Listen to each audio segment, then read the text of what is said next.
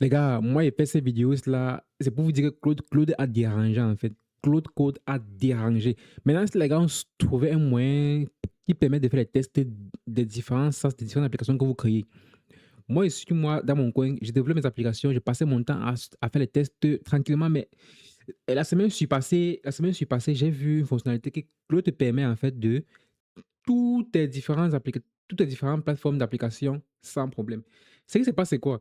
C'est que avant, tu pouvais faire les tests unitaires, tests d'intégration, tests end-to-end, tous les différents tests back-end que tu pouvais faire.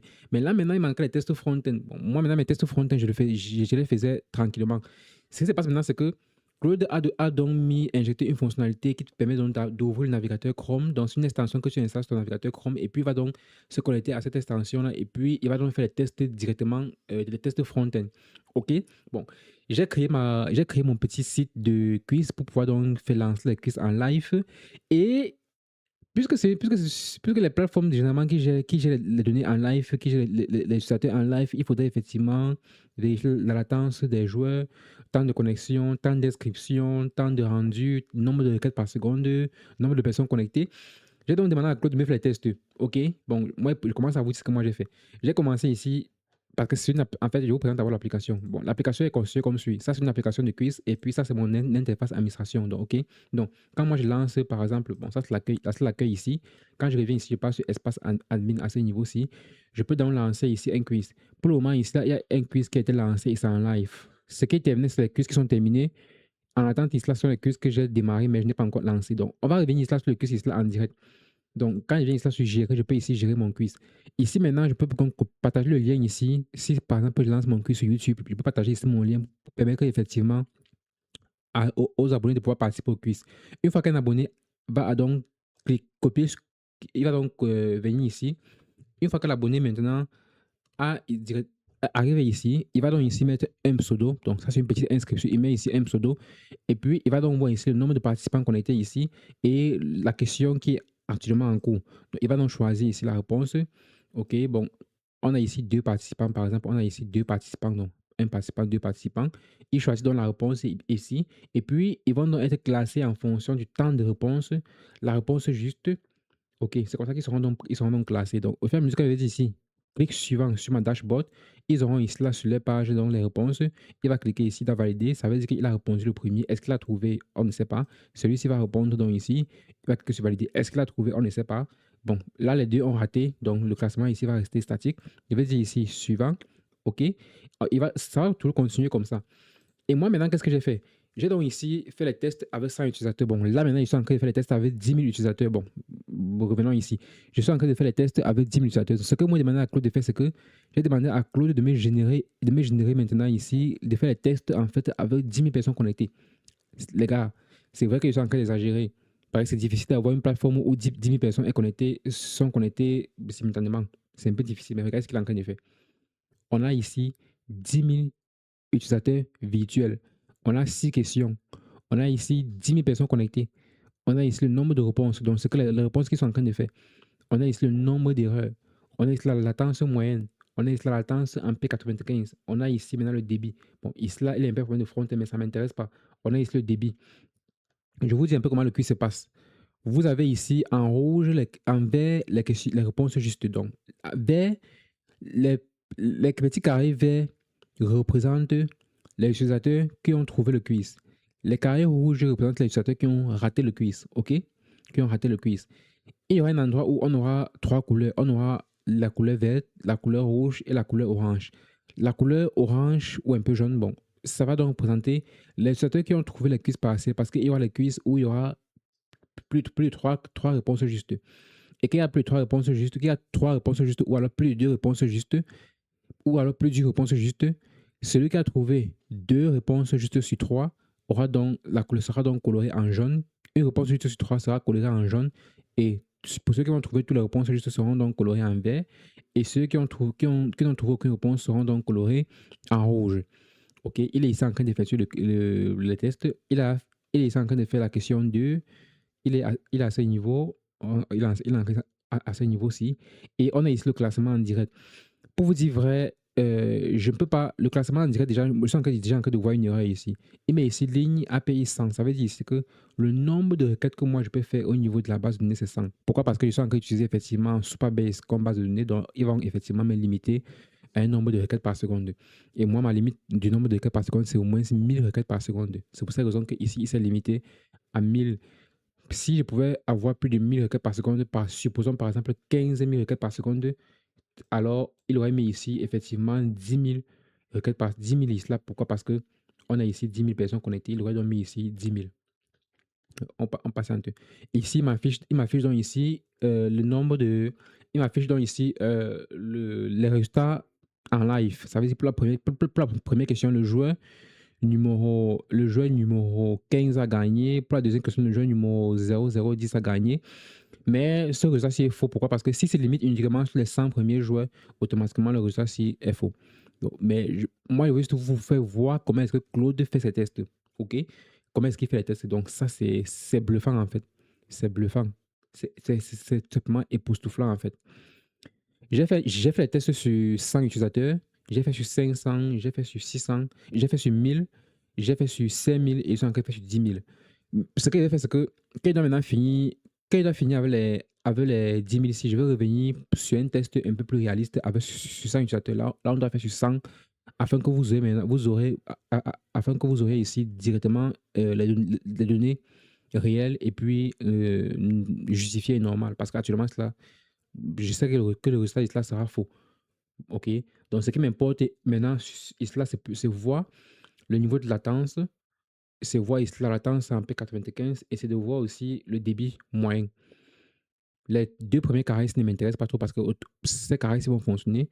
Les carrés qui m'intéressent le plus sont les quatre derniers carrés ici. Les erreurs, latence et puis le débit. On est ici sur la question numéro 5. Bon, ça va bientôt fini.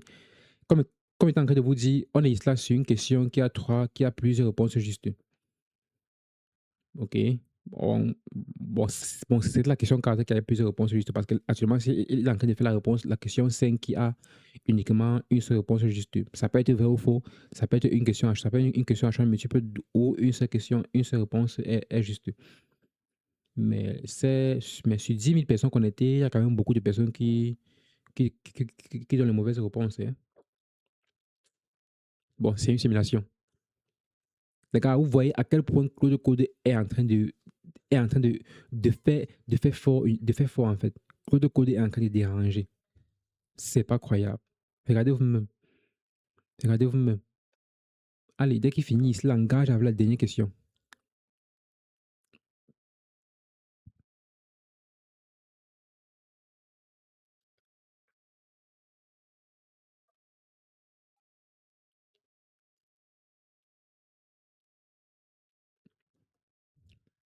Putain, Claude gâte tout. Claude est en train de faire fort. Mince. Et c'est la magie.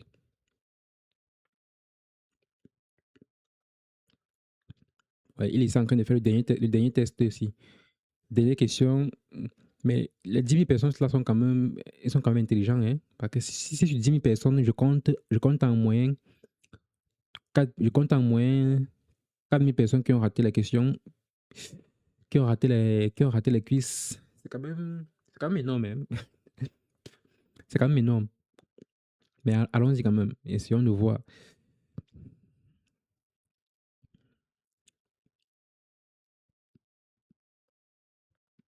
Essayons de voir. Essayons de voir.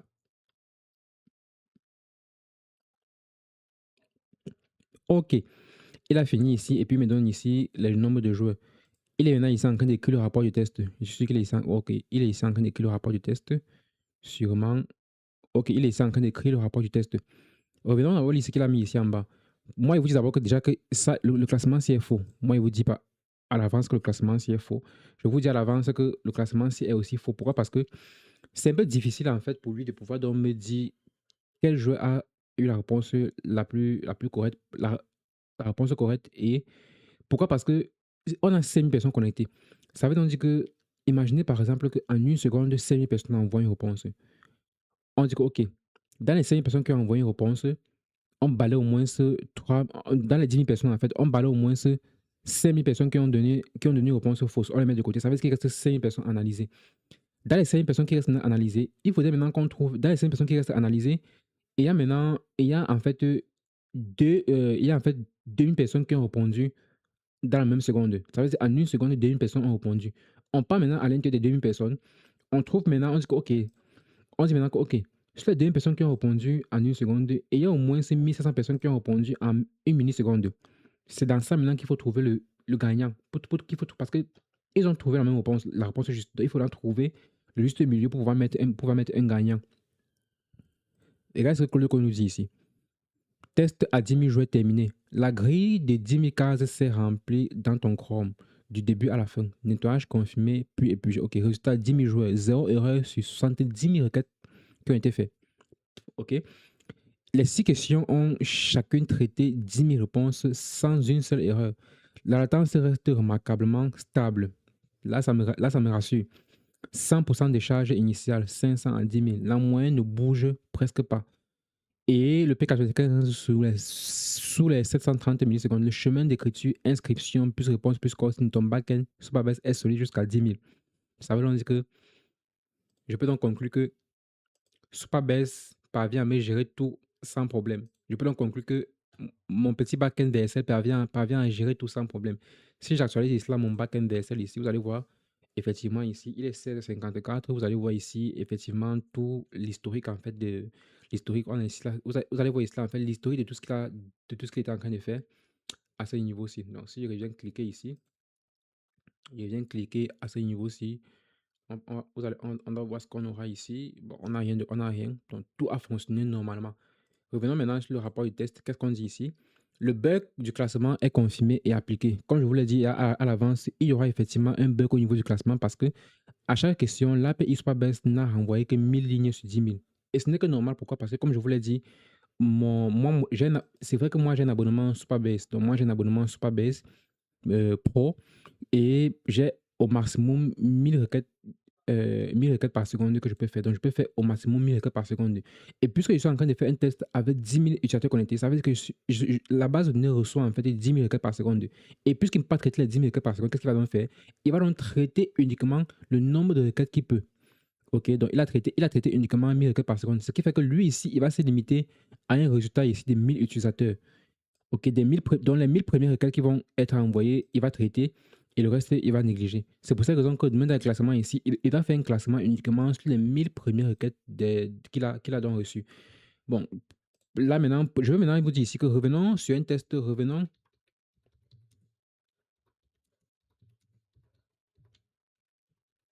on revient par exemple sur un test avec 100 utilisateurs. Pourquoi est-ce que je fais sur un test avec 100 utilisateurs? Il faut quand même être, il faut être réaliste en fait. OK? Moi, je suis habitué à développer les applications mobiles et les SaaS beaucoup plus dans le domaine de l'éducation. Bien sûr qu'il faut aussi un peu dans les SaaS pour les restaurants, mais il faut être clair que c'est un peu difficile de trouver une plateforme de restaurant, une plateforme éducative qui peut héberger plus de, qui peut recevoir plus de 10 000 requêtes par seconde. Franchement, je ne sais pas si c'est possible en fait. Même Udemy, qui est une plateforme de formation, je ne pense pas que Udemy peut recevoir 10 000 requêtes par seconde. Peut-être que ça peut recevoir, c'est qu'ils ont effectivement les abonnements pour ça, mais pour une plateforme de quiz que je vais lancer mon quiz comme ça, s'il y a au maximum 100 personnes connectées, c'est énorme en fait, c'est énorme. Pour un SaaS que je réalise, le SaaS pour un client qui par exemple, va récupérer les commandes, si le restaurant parvient déjà à recevoir 50 requêtes, 50 commandes en 30 minutes, c'est énorme. Et imaginez maintenant, je fais mes tests à 100 requêtes par seconde. C'est énorme. Ça veut dire, moi, généralement, dans mes SaaS, je fais les tests uniquement au maximum pour 500 à 1000. OK? Parce qu'on ne sait jamais. Il faut se dire la vérité. On ne sait pas ce qui peut se passer, mais je pousse un peu mes tests plus loin. Ma base de données plus loin. Je pousse un peu mes hébergeurs plus loin. Je pousse en fait toutes mes applications, tous mes SaaS que je réalise plus loin en faisant la requête, en faisant au moins les tests pour la requête de maximum 1000 requêtes par seconde. Bien sûr qu'il y a quand même, il y a quand même un SaaS que j'ai fini la semaine passée où j'ai fait un test avec 2000 utilisateurs parce que le client m'a dit que il a déjà à la base 500 utilisateurs. Bon, OK. Si tu as 500 utilisateurs, bon, moi, je te fais le test au moins avec 2000 utilisateurs. Là, on ne sait jamais. Si plus tard ton application évolue, Et puis, si un jour tu te rends compte que tu parviens à dépasser la barre des 1500, là, tu me fais savoir et puis je fais les modifications afin de pouvoir te permettre de pouvoir avoir au maximum 5000 utilisateurs connectés simultanément. Donc, on va donc lui demander de refaire le test ici avec 100 utilisateurs. OK. Là, maintenant, je vais vous afficher le rapport du test réel. Réel. Mais cette vidéo, c'est beaucoup plus pour vous dire à quel point Claude Code est en train de déranger. Donc, je vais vous faire voir à quel point Claude Code en fait, est en train de faire mal, en fait. Bon, je vais vous montrer directement la dashboard ici. OK. Bon, ça, c'est la page d'accueil de mon quiz. Je vous ai fait voir la page d'accueil de mon quiz. Et ce qui va se passer, c'est que il revient d'abord sur la dashboard.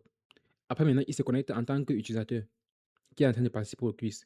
Il crée les différents utilisateurs. Donc, dans ce cas-ci, il va créer 100 utilisateurs et puis il va lancer le quiz. Ouais, ici, il vient de créer 100 utilisateurs. Il exécute le quiz.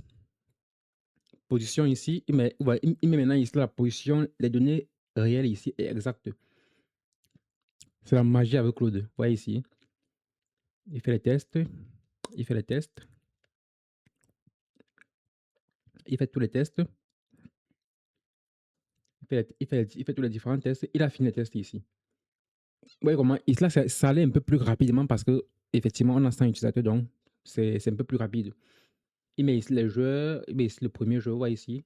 Il met ici les statistiques, il met ici le joueur qui a gagné ici 95 points. Il le met donc ici en haut, c'est le joueur qui a l'identifiant 0,92, donc il s'agit de celui-ci, 0,92, 0,92. Il a ici là, au total, 95 points. Si on revient maintenant ici pour voir maintenant les statistiques de Claude, maintenant, qu'est-ce qu'il va nous dire ici? Il dit ici, classement pendant le quiz correct et échelé. À 100 joueurs, l'API renvoie bien les 100 lignes, effectivement. Pas de plafond dont le classement est exact. Le joueur témoin 0,50 bouge à chaque question. Donc, le joueur de témoin, si à chaque question il bouge, ça veut dire ça, c'est un joueur dansinant. 0,50, il n'est pas affiché ici. C'est un joueur assez dansinant. OK. Et puis, le joueur témoin ici, le joueur témoin, c'est un peu celui que son travail, c'est un peu il est un peu là comme un espion. Donc, il participe au quiz. Donc, il reste là à ce niveau si le joueur témoin. Et ça, c'est dans les joueurs qui participent au quiz normalement. Le podium final maintenant, c'est le joueur 0,92. Et en second, c'est le joueur 72. Et après, c'est le 0,31. Tout fonctionne parfaitement jusqu'à 1000 joueurs. Pour rappel, le seul point à fiabiliser avant un live à plus grande échelle reste le classement au-delà de 1000 participants. Plafond 1000, latence d'API Superbase. Tu veux que je passe à la correction de ce point maintenant ou autre chose? Bon, la correction de ce point ici, pour moi, ça ne m'intéresse pas parce que cette plateforme ici que j'ai créée ici, ok, donc cette plateforme de quiz ici que j'ai créée personnellement, moi personnellement, ma chaîne YouTube est assez petite, donc c'est un peu difficile que j'ai plus de 100 joueurs connectés. J'aimerais bien avoir plus de 100 joueurs connectés lorsque je vais commencer à lancer mes lives, mais on va se limiter à 100, on va se limiter à 1000 joueurs connectés. OK, donc moi, je vais me limiter à un test ce qui va plafonner sur au-delà de 1000 requêtes par seconde. Je vais m'arrêter à ce niveau. Le but de ce live, c'était juste pour vous montrer à quel point Claude Code est en train de déranger. Claude Code est en train de performer. Bon, maintenant, je passe mais je fais maintenant ici un petit marketing. Pour ceux maintenant qui ont des sites d'application, à développer, pour ceux qui veulent développer une application et qui ne savent pas par où commencer, pour ceux qui utilisent les IA, mais qui n'ont jamais mis de code en ligne, qui n'ont jamais mis une application en ligne, qui n'ont jamais mis un SaaS en ligne. N'hésitez pas à me contacter, à écrire un commentaire. Je vais vous montrer, je vais vous faire une vidéo étape par étape. Déjà, c'est une vidéo que je suis en train de préparer. Étape par étape qui va partir de la création, de la réflexion d'une application, la conception jusqu'à la mise en ligne devant vous. Que ce soit une application mobile ou un SaaS. Mais l'application mobile, je vais plutôt faire la vidéo sur un site ou sur un SaaS parce que l'application mobile, il doit falloir que Play Store contrôle, ils font les contrôles, ça peut prendre 2 semaines, etc. Donc, je vais faire un SaaS. On va commencer de l'idée, la conception, jusqu'à la sécurité, jusqu'à la mise en ligne de l'application devant vous. Achat de nom de domaine, on va tout faire. On va acheter le nom de domaine, on va tout faire. On va faire ça avec l'aide de Claude. OK? Parce que je sais qu'il y a plusieurs personnes qui ont déjà utilisé Claude, payé les abonnements pour créer les applications, créer les sites. Mais sauf que lorsqu'ils évoluent, parce que quand Claude dit maintenant que toi, maintenant, en tant que développeur, parce que tu dois configurer ça parce qu'effectivement, Claude ne configure pas tout. Il y a les sites sur lesquels Claude n'a pas accès. Et il y a des éléments que c'est toi le développeur qui doit configurer. C'est ça maintenant qui bloque les gens parce que beaucoup de gens vont faire ça et ils vont être bloqués lorsque Claude va leur demander de faire la configuration et de fouiller les clés, par exemple. Parce que lorsqu'on parle souvent des clés d'API, lorsqu'on parle des clés d'API, Claude va te laisser la charge de faire tous ces différents éléments-là. Aller sur un site tiers, c'est que tu sais intégrer, par exemple, l'intégration de connexion avec Google. Il faut aller sur Google, il faut faire ci, il faut récupérer la clé, il faut venir mettre dans Cloud, il faut venir mettre dans le code, il faut aller faire ci, il faut récupérer la clé, il faut venir mettre ici, il faut sécuriser tout ça. Beaucoup de gens se bloquent à ce niveau-là et puis ils ont tellement dans leur machine, tellement de SaaS, tellement de trucs qu'ils ont créés, mais ils n'ont jamais rien mis en ligne. Donc, ça, c'est uniquement mes applications personnelles que j'ai eu à créer. Mes applications personnelles que j'ai eu à créer. Et puis, il y a cette application aussi qui est déjà en ligne, specpilote.ron, qui est en ligne actuellement aussi. Ça, c'est en ligne actuellement. Et il y a le choc de totem, qui est en fait une plateforme que j'ai créée pour la Coupe du Monde, que j'ai créée pour cette Coupe du Monde ici, qui est déjà aussi en ligne. Actuellement, si on est un match en cours, on est un match en cours maintenant. Oh là là, on est un match maintenant aussi. Je ne savais pas, on est un match en cours maintenant, je ne savais pas. Je ne savais pas qu'on avait un match maintenant, mais c'est pas grave. Hmm. Non, non, on n'a pas de match maintenant. Il y a un problème d'API. Moi, je veux venir contrôler ça. Il n'y a pas de match maintenant, là. Après ça, maintenant, il y a mon fameux portfolio que j'ai créé depuis des années, que j'ai créé depuis 2000 combien, je ne sais même pas trop. Je ne sais pas trop. Bon, il me faut utiliser Claude pour pouvoir optimiser ça. Bon, ça, je vais le faire prochainement. Il y a le thème clair, le thème sombre. Donc, ça, c'est dans mon portfolio. Pour ceux qui veulent avoir les informations sur moi, vous pouvez donc cliquer sur mon portfolio qui est effectivement en commentaire. Vous aurez donc accès ici. Vous allez pouvoir avoir accès à mon compte Git pour mon entreprise, effectivement, parce que ça, c'est mon compte Git personnel. Il n'y a plus de projets que ça. Bon, ça, c'est un compte Git où il n'y a pas trop de projets parce que c'est un projet. Il y a justement les projets et les projets sont généralement privés. Donc, ça, vous voyez, parce que j'ai mis ça comme ça, mais la plupart des projets ici là seront en privé parce qu'il y a le projet des clients qui sont en privé. Ça, c'est ma chaîne YouTube ici. Pour ceux qui veulent avoir accès à ma chaîne YouTube, vous cliquez ici, vous avez accès à ma chaîne YouTube. Et puis ici, vous avez les différentes applications que j'ai eu à réaliser et qui sont en ligne, parce que toutes mes applications sont en ligne et c'est fonctionnel. Il faut noter ça. C'est en ligne et c'est fonctionnel. Donc, je vous laisse vous faire voir la nouvelle fonctionnalité de Claude pour les tests et puis on se dit dans une prochaine vidéo. Ciao.